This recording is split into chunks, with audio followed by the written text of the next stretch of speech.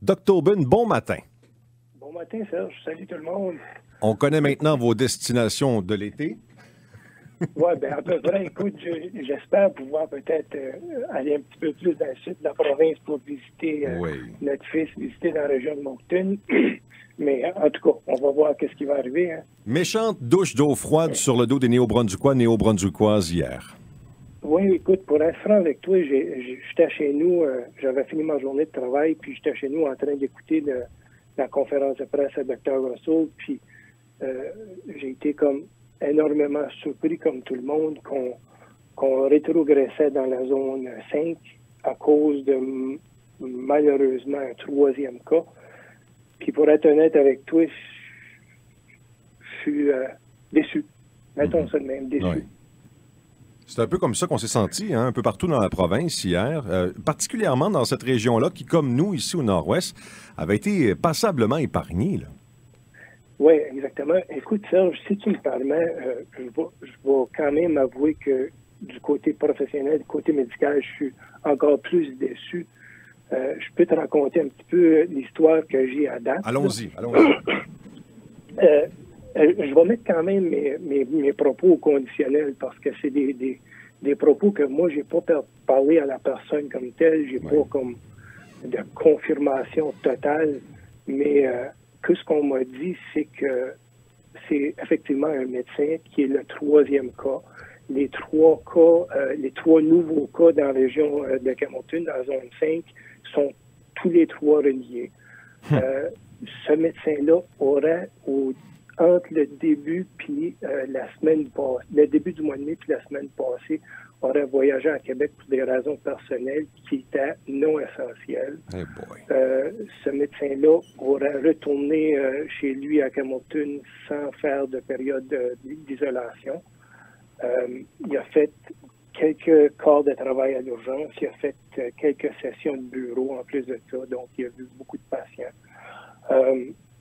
Ce que j'ai entendu dire, puis ça, j'ai pas vérifié, puis j'ai aucun moyen de vérifier, c'est que il aurait possiblement pas porté son masque à tous les patients, à toutes les interactions avec le personnel, qui fait en sorte qu'il y a plusieurs médecins à Camontune, il y a une grosse gang de personnel infirmier qui sont en quarantaine chez eux, qui ne peuvent pas travailler jusqu'à temps qu'on sache pour certains qui ne sont pas porteurs, qui n'ont pas été contaminés.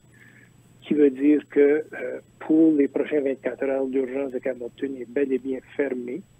Ça veut dire que les patients sont redirigés ailleurs. Je sais pour un fait aussi qu'il y a un médecin sur place qui est disponible pour les extrêmes urgences, pour les patients qui vont... comme on dit en termes vraiment médicaux, et pour les patients qui vont cracher. Là. Oui. Ça fait que ça veut dire les codes 1 qui passent à l'urgence, les codes 2, 3, 4 et 5 sont tous redirigés. La zone 5 est en phase orange, sauf que dans l'hôpital comme tel, ils sont en phase rouge, eux autres.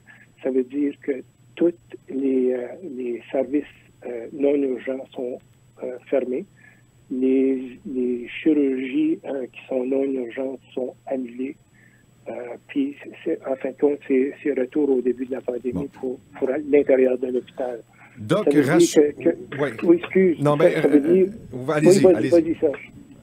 Écoutez, rassurez-nous là, que ce n'est pas un comportement généralisé chez nos professionnels de la santé d'aller outre la réglementation ou les consignes en place.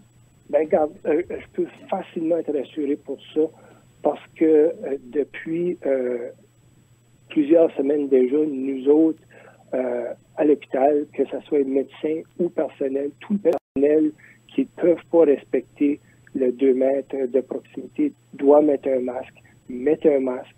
Tous les médecins, tout le personnel infirmier qui va voir un patient qui soit hospitalisé ou à l'urgence ou à l'externe porte un masque.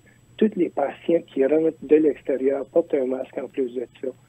Puis en plus, on essaie de protéger la distance de 2 mètres en autant que possible. Évidemment, on est dans un hôpital, il faut examiner des patients, il faut se rapprocher des patients, mais dans ce temps-là, on le fait avec un masque, tout simplement. Ouais. À cette heure, je peux te rassurer que c'est pas généralisé, que c'est pas un comportement qui est acceptable. J'ai su de sources sûres que ce médecin-là, il a été retiré de ses fonctions dès qu'on a su ça. D'accord. À cette heure, je ne veux pas porter de jugement envers ce médecin-là. Je ne sais pas ce qui est arrivé. J'étais pas là. J'ai pas aucune mesure disciplinaire à donner à ce monsieur-là parce que, bon, j'ai pas eu d'entrevue avec lui. Mais les dirigeants sont là-dessus, puis je peux vous assurer que la population tout de suite est aussi bien que ça peut sonner comme en tort, la population n'aura pas à avoir des soins de ce médecin-là jusqu'à nouvel ordre. C'est une situation qui nous laisse un peu, et permettez-moi l'expression, le speechless. Ben, c'est ça, puis c'est un peu pour ça que j'essaye de trouver mes mots, j'essaye de faire attention pour ne pas accuser personne pour rien non plus. Mais les faits sont les faits, puis on voit qu'on a une zone au complet au Nouveau-Brunswick qui sont comme en cours en Bombraillon, qui sont dans Chenoute, là. Ouais. Les autres zones vont un peu payer pour, parce que je sais pour un fait aussi que les médecins dans la zone de Bathurst, j'ai parlé avec le chef du département de médecine familiale hier soir, puis eux autres ont réouvert leur unité COVID pour accueillir des patients de la zone 5 au cas qu'il y ait des patients à hospitaliser là. Il faut les garder un petit peu en isolation jusqu'à temps qu'on sache qu'ils ne sont pas porteurs. Ça fait qu'on prend des précautions d'un bord et de l'autre, qui veut dire, dans la zone 4, nous autres, on commence à prendre nos précautions aussi. On sait qu'on va avoir des patients à soigner de la zone 5 éventuellement. Ça fait qu'on va faire attention à un peu tout le monde. Ça fait que oui, ça peut paraître banal. C'est une personne qui a été au-delà des consignes. On peut voir c'est quoi les implications. Ça fait que faut prendre ça au sérieux, mettons ça de même. Puis je pense que la personne qu'il faut écouter dans ce temps-ci, c'est Dr. Russell, puis elle prend toutes les précautions.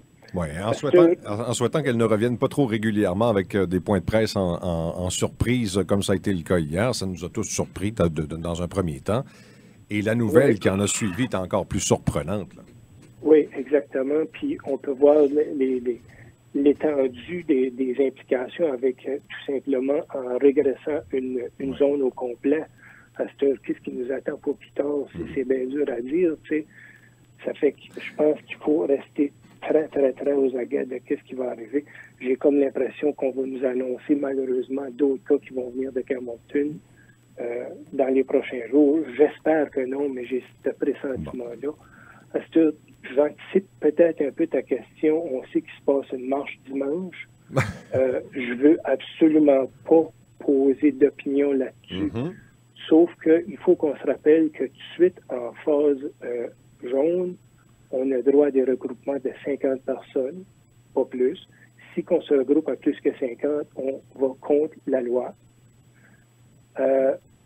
Je sais aussi pour un fait que Dr. Russell et le gouvernement sont au courant de la marche. Je ne sais pas, par exemple, s'ils préparent quelque chose en réponse à ça, mais j'ai un peu peur. Oui. Doc, un autre point qui inquiète plusieurs personnes dans la région, le week-end dernier, là, on avait cette envie, ce souhait, ce désir de bouger un peu, de s'étirer. Beaucoup de gens se sont rendus dans le secteur de Dalhousie, aller récupérer un peu d'eau morte. D'autres sont allés rencontrer de la famille à Campbellton. Un simple coucou pour sortir de chez nous, aller voir les proches un peu. Et là, ces gens-là, aujourd'hui, ils sont de retour chez nous, dans notre région, et plusieurs d'entre eux sont extrêmement inquiets. Oui. On dit quoi à ces gens-là tout de suite?